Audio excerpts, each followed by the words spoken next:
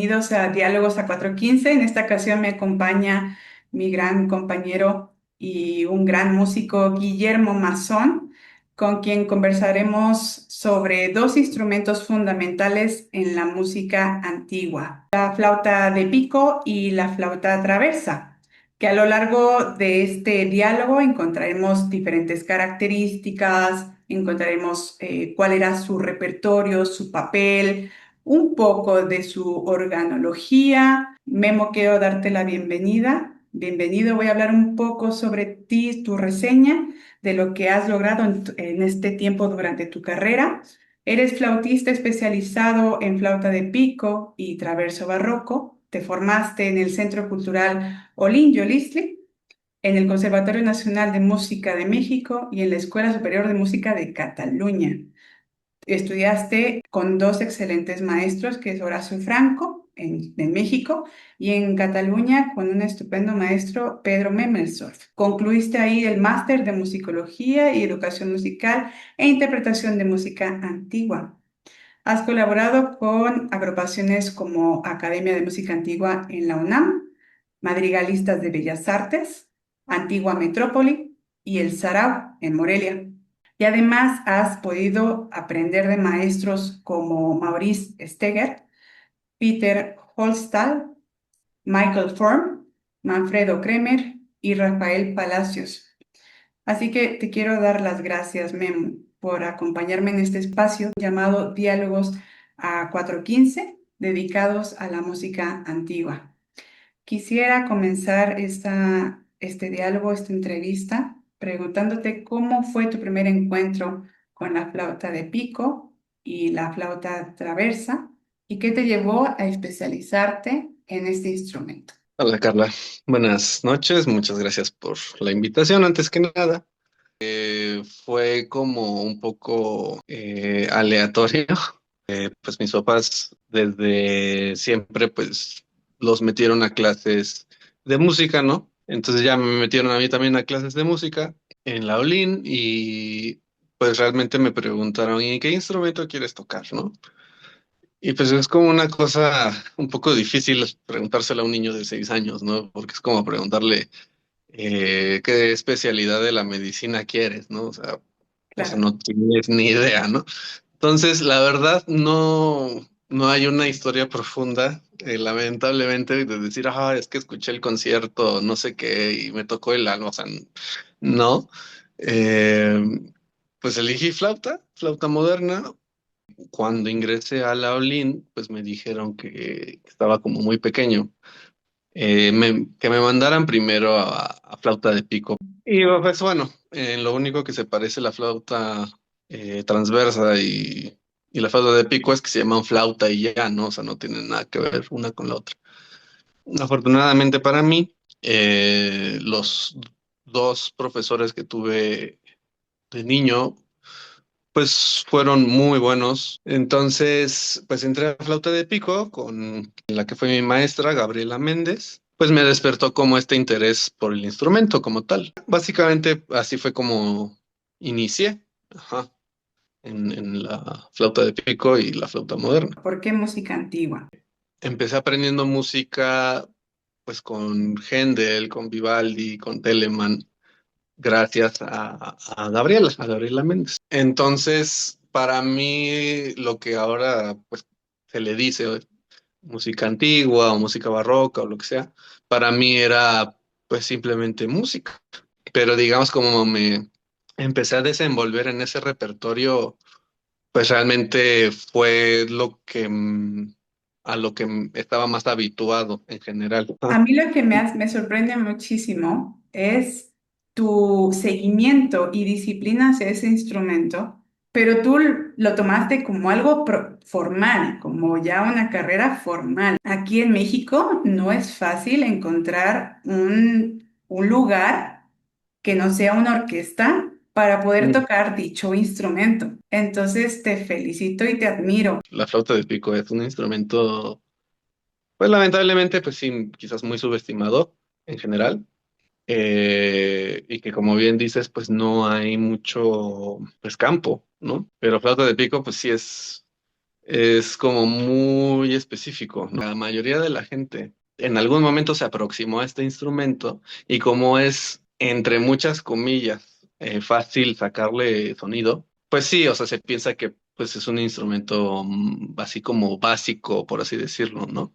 Pero el chiste es sacarle un buen sonido al instrumento y ahí es donde ya empieza la gran dificultad, ¿no? Porque cuando entré a estudiar con Horacio, desde el principio sí me dijo, ¿sabes qué? ¿Estás totalmente seguro que quieres pues tomar clases conmigo? ¿Estás totalmente seguro de que te quieres dedicar a este instrumento? Porque está muy difícil vivir de este instrumento.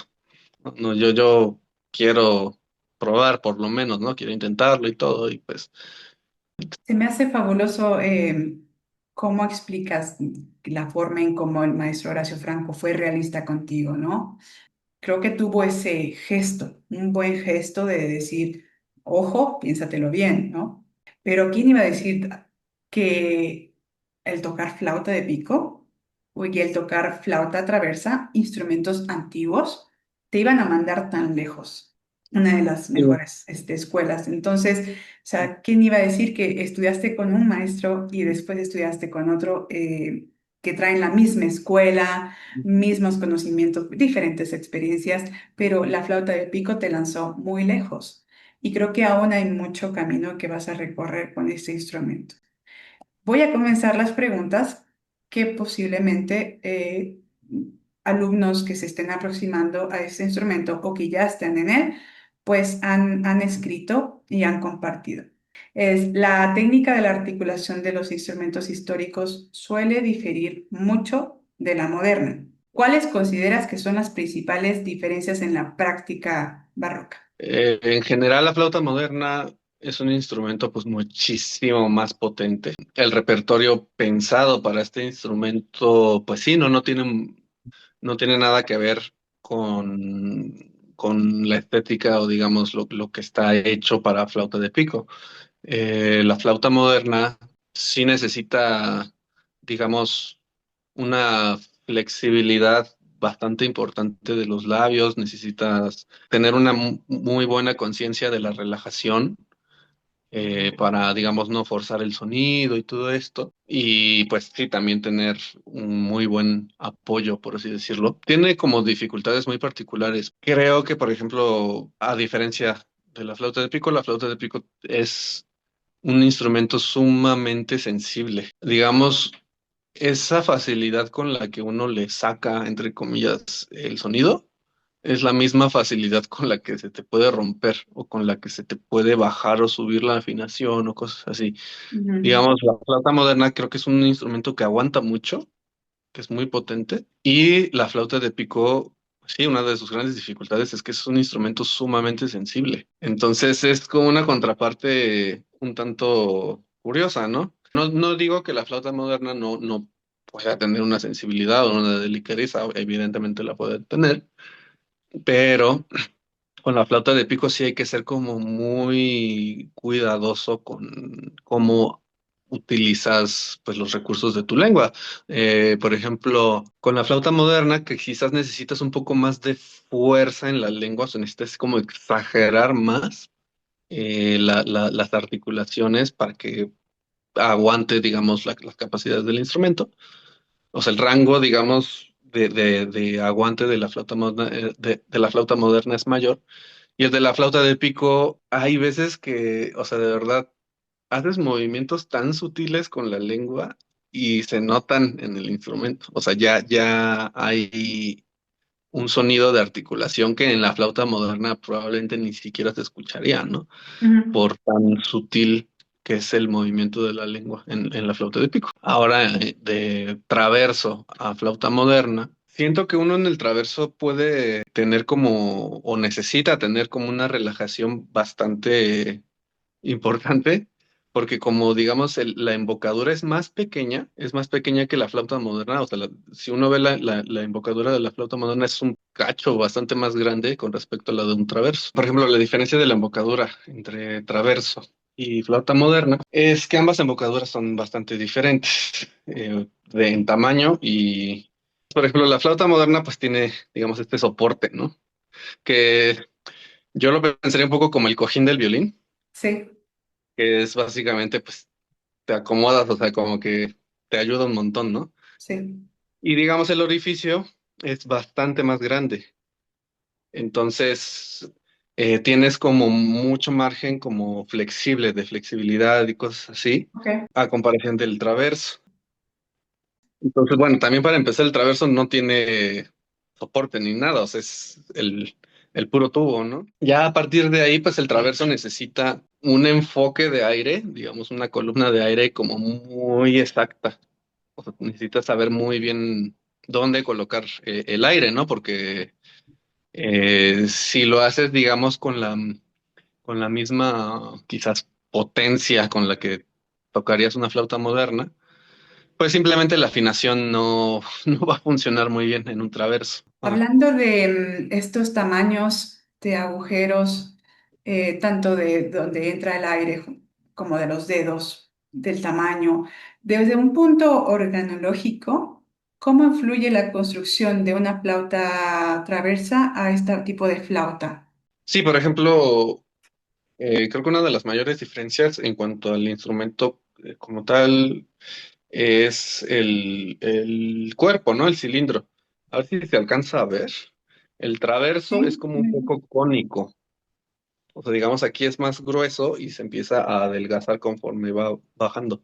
Y la flauta moderna es un tubo homogéneo, totalmente homogéneo. Digamos, toda esta cuestión de las tonalidades se puede, creo yo, percibir bastante bien en los instrumentos de aliento antiguos y modernos. Justamente cada tonalidad como que tiene un color muy particular, cada tonalidad tiene como una potencia muy particular. En el traverso, por ejemplo, las tonalidades que funcionan muy bien como para potencia es re mayor, sol mayor, ¿no? Do mayor quizás, pero por cómo está construido el instrumento. Entonces, por ejemplo, los orificios no son del mismo tamaño y en la flauta moderna todos son iguales, Ujú. básicamente porque con los instrumentos antiguos justamente se buscaba una, por decirlo de alguna manera, una identidad de cada tonalidad. O sea, si uno toca si bemol mayor en un traverso, es una tonalidad mucho más opaca, mucho más oscura que sol mayor, por ejemplo, porque digamos, por cómo está construido el traverso, esa tiene tonalidades que son mucho más estables, por así decirlo, y mucho más potentes para el instrumento. Y esto se fue perdiendo un poquito conforme se fueron modernizando los instrumentos. Ya con la flauta moderna, pues ya es muy difícil percibirlo, porque ya todas las notas son estables, todas las notas están al mismo nivel. Se sacrificaba una cosa a ganancia de otra. O sea, se sacrificaba estos colores, esta expresividad, digamos, tonal, se sacrificó por potencia, ¿no? Y virtuosismo digamos, el romanticismo, modernismo, música contemporánea y cosas así. Se necesitaba, digamos, que el instrumento fuera más potente, que pudiera tocar mucho más rápido y cosas así. Y se sacrificó pues toda esta cuestión de la articulación, de los colores, de las notas, y así que antes era como súper importante, ¿no? Por ejemplo, al tocar un repertorio de música barroca con flauta moderna, ¿te condiciona a tocarla de cierta manera o te limita a hacer ciertas cosas? Yo creo que depende de la formación que haya tenido cada quien. Si en tu abanico de posibilidades o en tu caja de herramientas como flautista moderno, tienes conocimiento de varias articulaciones, de cómo cambiar la textura o el color de tu sonido, creo que puedes hacer cosas igualmente muy buenas. Hay un flautista, me gusta mucho cómo toca, desde el repertorio de orquestas, sinfónico, ópera, lo que sea, a repertorio antiguo, tiene discos buenísimos. Se llama Emmanuel Pahud. Lo que me gusta mucho de él es que no toca todos los repertorios de la misma manera. O sea, él puede tocar Debussy con un sonido muy particular, pero también puede tocar Bach con un sonido totalmente diferente, un color totalmente diferente, articulaciones diferentes, moderar, digamos, su vibrato, ¿no? Y lo de vibrato es todo un tema también, ¿no? Pero hay instrumentistas que pues ya lo tienen como muy arraigado en su forma de tocar Mm, y si les pides que lo quiten, no pueden. O sea, hay veces que no pueden. Sobre todo lo he visto más en cantantes. O sea, hay cantantes que tú les puedes pedir un sonido puro, sin vibrato, pero que sea un sonido muy bonito y les cuesta muchísimo claro. porque están muy acostumbrados a trabajar todos los repertorios con un vibrato constante, ¿no? Este flautista que te comento, este Manuel, tiene esa flexibilidad de que puede tocar repertorio con muchos recursos modernos, por así decirlo, así como también puede tocar repertorio antiguo de una muy buena manera. Creo que es mucho más fácil ir al repertorio antiguo con un instrumento moderno que viceversa.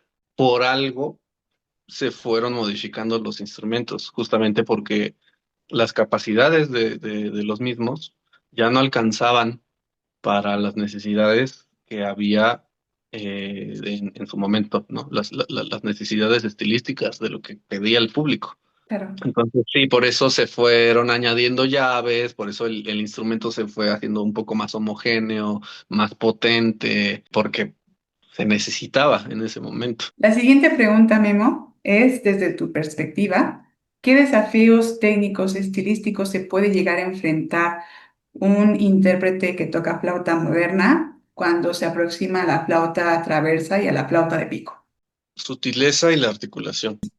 Creo que los instrumentos antiguos en general, o también un poco por la estética de la música, demandan más una mayor pronunciación del Ujú, texto, una articulación muy clara. Digamos, por ejemplo, el periodo barroco y todo esto, se buscaba que pues el discurso de los instrumentos, si bien no que imitara exactamente, pero que quizás fuera igual de coherente que un cantante, por ejemplo.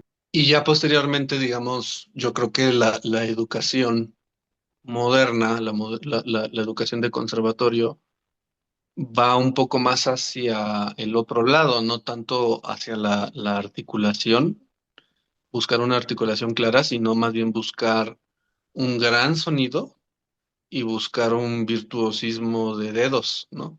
Muchas veces compañeros o alumnos de flauta moderna tienen mucho esa idea. Entonces, cuando les pides articular, darse más tiempo para pronunciar ciertas cosas, les cuesta trabajo en general. O sea, como que están un poco con esta idea de mantener una línea mm, hasta el final, ¿no? Desde que empiezas hasta el final y la mantienes y la mantienes y la mantienes. Y a veces ni siquiera hay como espacios de articulación.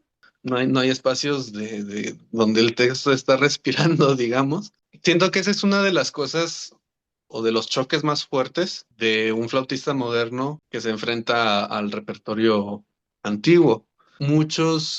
Hay ocasiones que tienen la impresión de que el repertorio antiguo es como más fácil, entre comillas, porque no hay indicaciones en la partitura. Por ejemplo, esa misma cantidad de indicaciones que puedes encontrarte en una partitura de Brahms o cosas así, esa misma cantidad de indicaciones las tienes que hacer en una partitura barroca, por ejemplo, ¿no? En ujú. un Bach, o sea, o sea, hay una cantidad de cosas que puedes hacer con la música de Bach que si pusieras cada indicación o cada cosa que haces, o sea, la partitura se llenaría mucho, ¿no?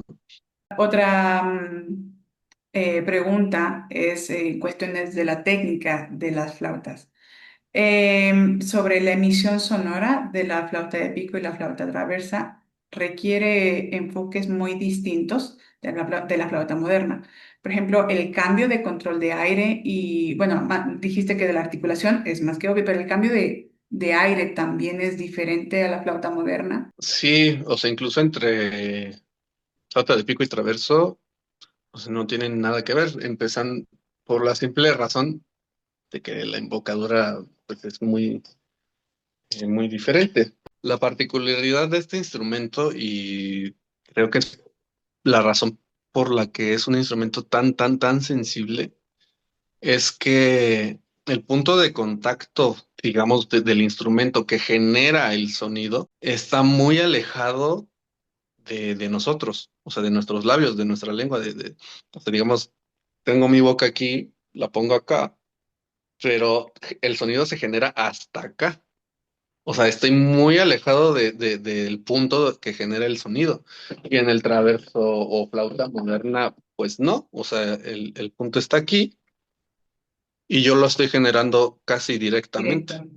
Ok. Ajá. Creo que cambia mucho cómo administras tu aire en ambos instrumentos. O sea, en flauta de pico tiene el pro de que justamente como te estás cubriendo todo, no hay puntos donde se escape el aire, porque todo lo estás cubriendo con la boca. A mí me da la sensación de que puedo administrar bastante mejor mi aire con la flauta de pico porque no tengo fugas, por así decirlo, fugas Ujú. de aire. En el traverso, pues básicamente tengo la embocadura y soplo, pero no hay nada que me esté direccionando el aire. O sea, yo lo tengo que dirigir. Intento no tenerlas, pero pues tengo fugas de aire, que a lo mejor se me va el aire para allá, para donde sea. Entonces, en ese sentido, aguantar pasajes largos con un traverso es más difícil que con una flauta de pico. Exactamente. Me recordé una pregunta que hizo una alumna de Pedro. Me gustaría saber tu opinión desde nuestra fonética y nuestra forma en cómo acomodamos nuestras sílabas y nuestras vocales, qué tanto impacto eso tiene en la hora de articular.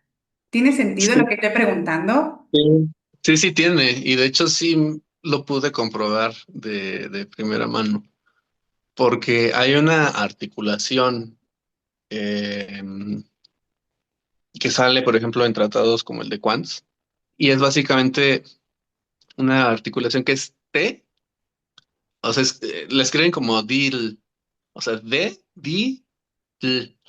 Eh, pues digamos, es como una articulación muy suave y yo he visto que a mí me ayuda, por ejemplo, cuando toco flautas más grandes, pues no sé, una flauta tenor, una flauta bajo, y que tengo que tocar un poco más rápido, pero como esos instrumentos son como particularmente débiles en los graves, no puedo hacer articulaciones duras. Entonces esa articulación de diddle me sirve para tocar relativamente un poquito más rápido en las notas más graves de las notas de las flautas más bajas. Cuando la vi así por primera vez que en los tratados y que la comentaban los profesores, todo eso, digamos, la vi más en forma con Pedro.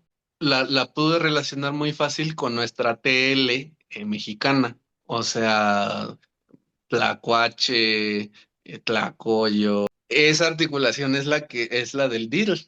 Es muy curioso que nuestra manera de hablar me ayudó para entender un poquito más rápido esa articulación. Y justamente, pues, había compañeros que más bien hablaban inglés o francés o cosas así. Y, digamos, la TL es, digamos, algo que no está muy en su idioma, digamos, desconocida. Y eso se oye a la hora de estar tocando.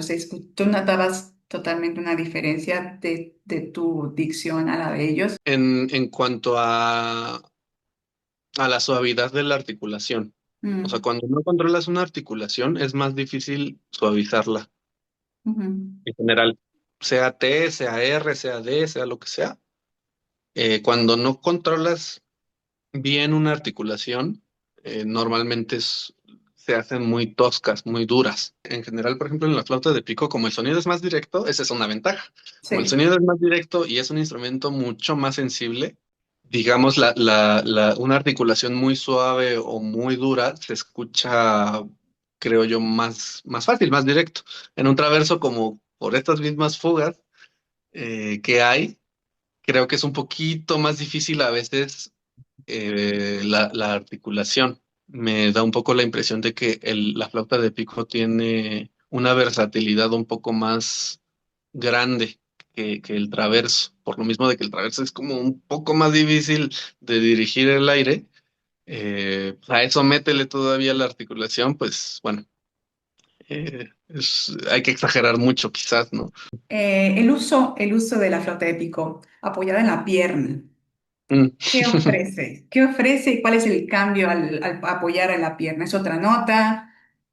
¿Hace otra articulación? ¿Qué hace exactamente? Es una nota, o sea, es una nota, básicamente te ayuda a sacar otras notas.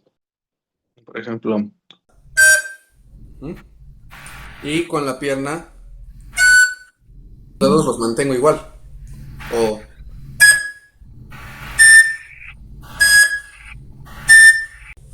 da otras notas, o sea, te sube o baja medio tono. Basta esa nota en la que vas a necesitar la pierna, o sea, haces un movimiento mínimo, pero lo suficiente para que suene la nota, y es muy rápido. Ok, hablemos ahora del repertorio. ¿Crees que hay más repertorio para flauta de pico o flauta de traverso o puedes tocar cosas de flauta de pico con traverso y viceversa? ¿Cómo es? Creo que puedes tocar el repertorio de ambas flautas con cualquiera de las dos. Afortunadamente, en la flauta de pico, pues bueno, hay como una familia de flautas. Entonces, hay una en particular que se llama voice flute. Esa flauta básicamente tiene el mismo rango, digamos, de la altura de las notas con respecto al traverso. O sea, son igual de agudas e igual de graves en general. Entonces, prácticamente pues todo el repertorio de traverso lo puedes tocar en flauta de pico, con una u otra flauta de pico. Y el repertorio de flautas de pico en traverso, en general sí, pero si hablamos, por ejemplo, de los conciertos de Vivaldi, lo veo complicado tocarlo en traverso. Fueron hechos para la flauta de pico esos. Una gran ventaja que tiene la flauta de pico sobre el traverso es que tiene una gran capacidad de tocar arpegios digamos saltos acordales muy rápido y el traverso no tanto. Sí puede, pero en general luego hay que hacer muchos que se llaman como digitaciones cruzadas, que básicamente uno pues esperaría que nada más es como bajar un dedo y otro dedo, ¿no? De aquí a acá subo un dedo, de aquí a acá subo otro dedo. Uno esperaría que de aquí a acá subiera este, pero no. Tengo que bajar estos dos para ir a la nota de arriba. En el traverso en general hace que, por ejemplo, hacer arpegios sea a veces un poco un martirio, ¿no? Ok, Ajá. ¿podrías decirnos, por ejemplo, específicamente algún repertorio para traverso y específicamente para flauta de pico? Por ejemplo, Teter tiene este tratado, el del arte de preludio, en el que pues básicamente es un tratado hecho para flauta de pico o traverso u oboe. Pone, por ejemplo, los ejercicios eh, hechos para traverso y los de flauta de pico pone una pequeña como embocadura así dibujada a un ladito del pentagrama como para decirte que ese lo hizo para la flauta de pico específicamente. Exactamente, ¿cómo sabes qué flauta utilizar? Es decir, está la flauta, has dicho sopranino, la alto, la tenor, la bajo y la voice flute. ¿Cómo sabes qué flauta utilizar dependiendo qué estás tocando? Depende mucho de el registro en el que está escrito, en el que está escrita la música, digamos, de qué nota a qué nota va. Si, por ejemplo, está dentro del rango del traverso, probablemente lo más cómodo sería tocarlo con tenor o con voice flute o incluso con flauta alto también. También, obviamente, pues influye mucho el carácter de la pieza. Hay un libro, si no mal recuerdo, Sintagma, músico, donde se encuentra también, describe las familias completas de instrumentos, pero me parece que es un buen tratado para que distingan las familias la familia de las flautas, sobre todo la de pico. Memo, ¿nos podrías mencionar qué es esto de los temperamentos dentro de la flauta traversa? O sea, ¿hay que estar cambiando los cuerpos de las flautas o hay que estar moviendo la cabeza? ¿Cómo es esto? Bueno, por ejemplo, la afinación en general de las flautas puede variar dependiendo del cuerpo que tengas del instrumento. Mira, por ejemplo, yo tengo dos cuerpos del traverso, Ujú. 415, 440. Ok. Entonces, entre más pequeño el cuerpo, más agudo. Hay diferentes afinaciones, o sea, está 440, 442, 415, 392. Por ejemplo, en 392 es como afinación como francesa. Tengo entendido que se utiliza mucho para la música francesa. ¿Cuándo comienza a salir esta figura de la flauta de pico dentro de un consort y empieza a convertirse en solista o viceversa? Era solista y luego funcionó como consort. ¿Cómo es esta transición? A ver, las flautas es o de los instrumentos que han estado pues en todas las culturas, creo que sin excepción. Entonces, yo creo que primero salió la flauta con un repertorio solista, por decirlo de alguna manera, y ya que vieron que había muchas posibilidades de hacer flautas más grandes, más pequeñas y todo esto, pues dijeron, ah, pues mira, vamos a hacer un consort, ¿no? Y ya cuando volvió a tener como un protagonismo ya de solista, pues fue en el barroco. O sea que fue la época más fuerte de la flauta de pico, básicamente. Bien, Memo, y sobre tocando el tema, como comentábamos hace un momento, sobre los tratados, mencionar algunos solo para que los músicos tengamos en cuenta cuáles son los que podemos o pueden abordar para leer más y tener más herramientas, solo para muy de vez en cuando tener a la mano y saber cómo abordar un poco las cosas, repertorio o técnica, algunos tratados que tú recuerdes.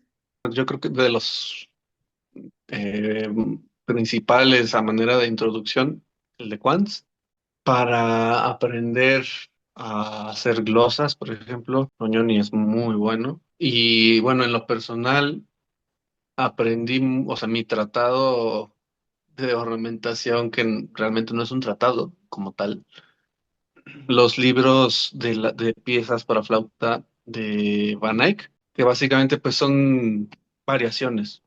O sea, son muchas, muchas, muchas piezas y te pone el tema y te hacen cuatro o cinco variaciones de ese tema, pero son muchas piezas.